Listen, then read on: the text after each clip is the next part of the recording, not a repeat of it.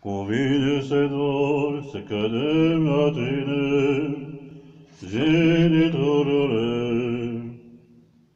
ziditorul cel ce pe truce, mâinile ți-ai întins și-ai zdrobit pe tot puterea celui rău.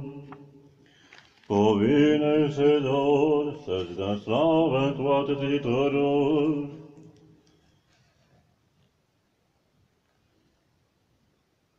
căci din patim tu ne-ai scos, prin patima ta, și din stricăciune toți ne-am izbăvit.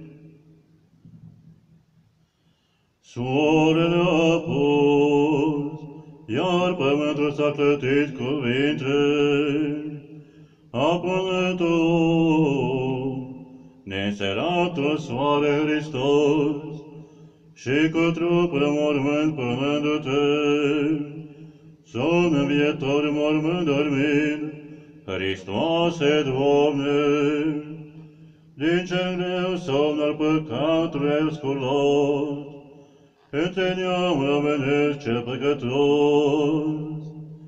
Una între femei te-a născut fiu, fără de durere, dar acum suferi dureri, prin patima ta, cea curată mungerindu-se, zicea, sus văzându-te, de părintele despărțit, Doamne, iar jos cu trupul mort, sub pământ fiind, serafimii s-au înfricoșat acum, răstinindu-te, sărutând ca templului premijloc, și-și ascunzătorii lumina lor sub pământul, soare ascunzându-te, cel ce un semn a făcut, la început pământul, azi apune sub pământ, ca un muritor, îngrozește-te de acestea, cerul sub pământ apoi, cel ce-a făcut pe om cu mână, ca pe oameni să înalți din căderea lor, cu puterea ta atot puternică.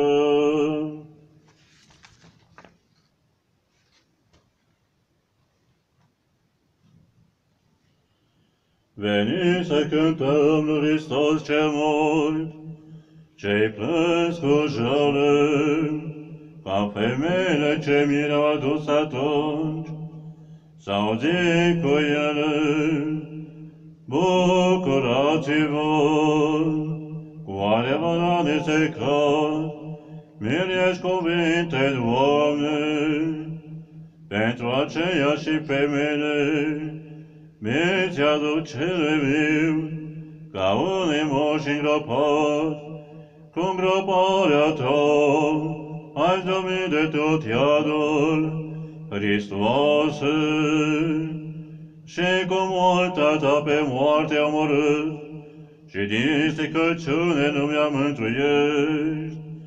Rând de viață ești ce din Tatăl curgi, înțelepciune, iar în groapa punând, viață dăruiești, ce nu din adâncurile iadului, să nu ies firea oamenilor cea zdrobită.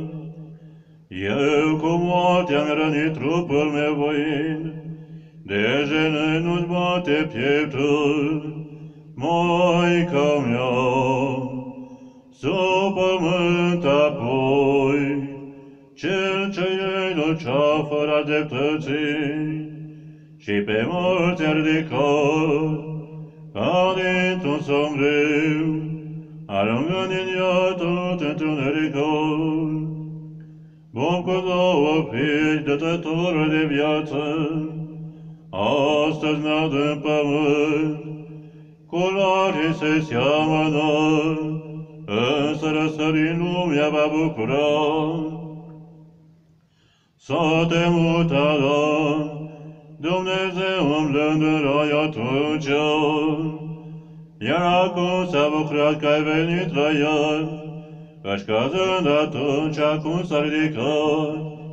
Maica ta cum varsă râul de lacrimi, Hristoase, și-a strigat când te-a văzut, cu trupul mormânt, înviază Fiul, precum ai spus. Iosif te-a ascuns cu evlavie, în groapă nouă și cântări dumnezeiești, de îngroparea ta ți-a cântat, curat-i împletindu-ne. Doamne, Maica ta, pironii văzându-te pe cruce, de amor întristare sufletul ei, s-a pătruns de cuie și de sabie. Maica ta văzând, adăparea ta cu fiere, Doamne, cel ce dulceața lumii noastre, întregi fața ei cu amoare, lacrimi au dat. Rău m-am întristat și rărunchii mi se rog cuvinte, junghiera ta nedreaptă văzând-o, zisă prea curată tângâindu-se. Cum să-ți închid ochii dulci ale tale buze, Doamne, și cum doar ca pe mort, ca pe o morte voi îngropa.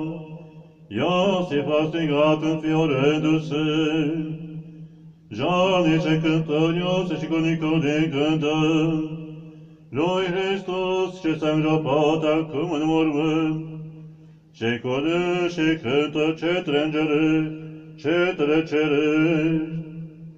Sub pământ apoi, Tu, Hristoase, soarele dreptății, deși bună Maica Ta, care te-a născut de dureri se stinge, nevăzându-te, iadul s-a înrozit, dătător de viață, Doamne, când trădată și-a văzut bogăția Lui, și înviați pe morții ce legați din viață.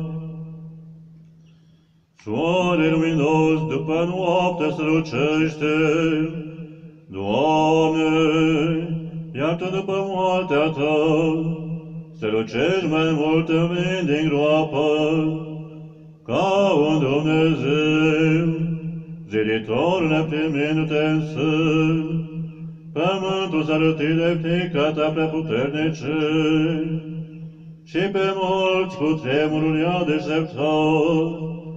O Hristoase al meu, Iosif și Nicodim cu miruri, într-un chip deosebit, acum te gătesc strigând. O pământe, înfricoșează-te, Doamne, ai pus și cu Tine a soarelor lumină, iar făptura de cutremur cuprins a fost, făcătora tuturor vestindu-te, piatra cea din ungă o acoperă piatră, că iată și pe Domnul pune groapă muritor, înfioară-te acum pământului. Vezi în aici ucenicul ce iubit și Maica, și cu glas dulci și glas și cu dulce glas, răspunde-ne, Fiule, a strigat curată, cu amor plângând. Tu ca cel ce ești de viață dătător cuvinte, pe iudei nu i-ai ucis, fiind răstignit, ba chiar și pe morților îi înviezi. Nici chip ai avut, nici frumusețe, când pe Tine ai, Doamne, dar mai mult te strălucit când ai înviat, și cu sfinte rade ne-ai podobit, ai apus în trup sub pământ, nestințul ceapă și aceastea, ne putem vedea soarele în amiază zi, el s-a întunecat, luna, soarele se întunecă, împreună, Doamne, și robii nevoitori, ți s-a arătat și mantii negre s-au înveșmântat. Chiar de-ai și murit, dar sultașe Dumnezeu te știe, iar eu când te pipăi Dumnezeul meu, mă cutremur a strigat cel cu bun chip. A dormit Adam din coasta lui și scoase moarte. Tu dormind acum cuvintele lui Dumnezeu, lumii viață izvorăși din coasta ta. Ai adormit puțin și ai dat viață celor morți, Hristoase și învii, ai înviat pe ce a dormit, ce a dormit spre din veacuri bunule. De ai și murit, dar ai dat vinul de mântuire, viața care izvorăște viața tuturor, patima și crucea ta ține să vezi, cum au suferit cereștile cei te îndrăzneală, celor ce te-a răstignit Dumnezeule, când te vezi gol, sângerat și osândit. O neam jidovesc, îndărănit ce-ai privit, ce-ai primit ar bunul, cunoscut ai ridicarea bisericii, pentru ce dar pe Hristos l-ai osândit, în bajoc le tu îmbraci pe împodobitorul, care cel l-a întărit și-a împodobit, tot pământul într-un chip prea minunat, ca un pelican te rănit în coasta de cuvinte, și-ai dat viață la-ai trei fii, care au murit răspândind asupra lor izvoare vii. Oare că n-aveau oprit soarele zdrobind dușmanii, iar tu sori ascunzându-ți lumina ta? Ai zdrobit pe iadului stăpânitor, nu te-ai despărțit de-al părântului său milostive, chiar binevoind al ochii de muritor, și în iar Hristos al meu te-ai păvărât. Te sfânt pe lemn cel ce spânzuri pământul pe ape, în pământ fără suflarea cu încăvori, care lor nerăbdându-l tremură.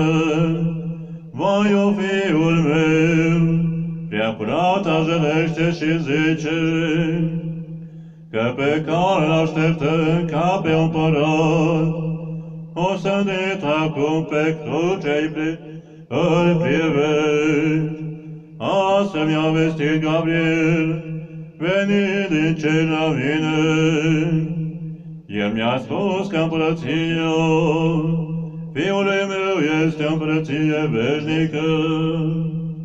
Voi s-a împlinit a lui Simon într-o prorocie, că prin inima mea s-a trecut. O Emanuile, cel ce ești cu noi, o iudeilor, rușinați-vă măcar de morții, înviați de dătătorul vieților, cel pe care prin pismă l-ați ucis, s-a cutremurat și lumina soarele și-a stins-o, când în groapă te-a văzut nesupețit, nevăzuta mea lumină bunului, cu amor plângea prea curata Maica ta cuvinte. Când pe tine te-a văzut acum în mormânt, neînceput și negrănite Dumnezeu, Maica precistă omorârea te-a văzând, Hristoase cu adânc amărăciune ție trăia, să nu zăbăvești viața între morți, iadul cel cumplit tremură când te-a văzut pe tine. Veșnic soare al mării, Hristos al meu, și-mi graba da din el pe cei legați, ce priveliște mare și grozavă cum se vede, căci a vieții dătător moarte suferi, voi în el să dea viață tuturor. Cu asta ți-am pus, mâinile ți-a pilonit, stăpâne și coroana ta, din coasta de cal, din frânarea mâinilor strămoșilor.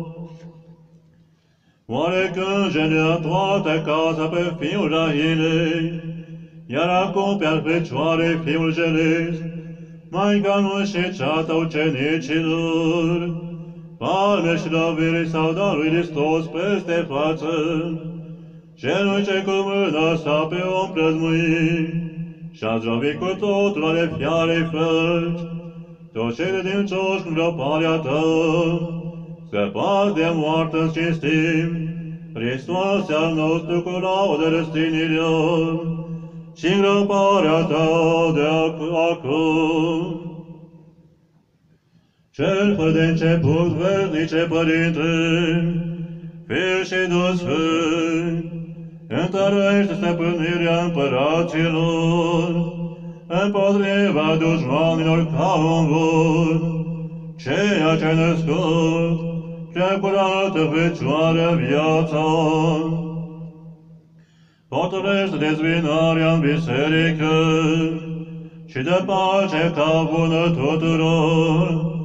Cuvine se dai să cădem la tine, ziditorul cel ce pe toce, mâine ți-ai întins și ai zdrobit de tot puterea celui rău.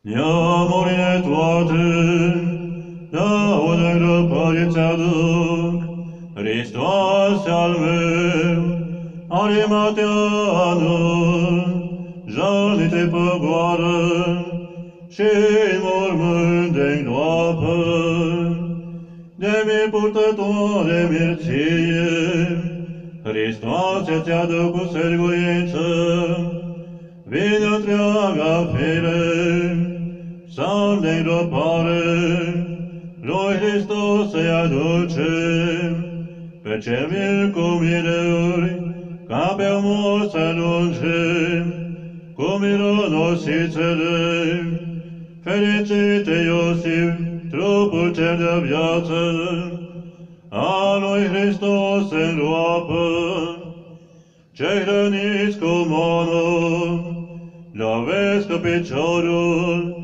în binefăcătorul.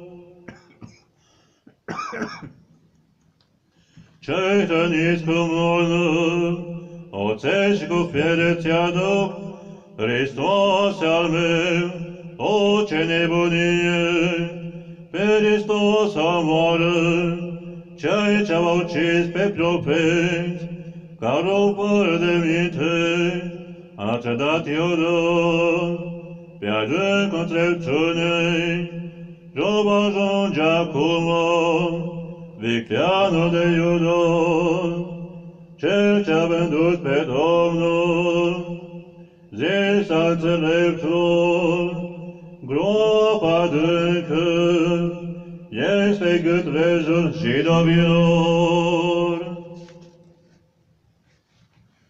La viclenii jidovi, câinelor sâmbe, curse și ciulin sunt, Iosif și Nicodim pe Domnul îngroapă, cu toată cuvință. Slavă ție, Doamne, Cel ce dai viață, și în ea puternic cobori.